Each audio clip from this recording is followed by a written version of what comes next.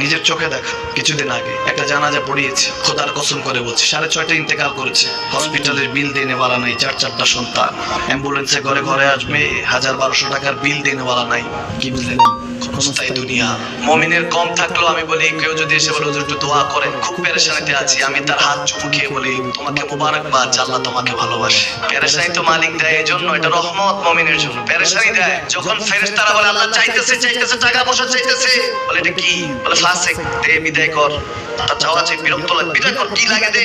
মুমিন যখন চাইতে থাকে আল্লাহ আমাকে কিছু লাগে, যখন একটু করে চায় আমার মাটাকে সুস্থ করে দাও, বাবাটাকে আল্লাহ আমার স্ত্রীকে আমাকে একটু তৌফিক দাও, চাইতে থাকে মুমিন। আল্লাহ বলে যখন ফেরেশতারা দেখে মুমিন চাচ্ছে, দেরি করতে পারে না, তাড়াতাড়ি খাজানা নিয়ে দিতে নেবে, আল্লাহ বলে রাখোস না, এত তাড়াহুড়া কিসের? তার চাওয়ার মধ্যে তো প্রেম আছে, একটু চাইতে দেস না। থাকুক না মুমিন আর একটু পেরেশান, থাকুক না, থাকতে দেস না, একটু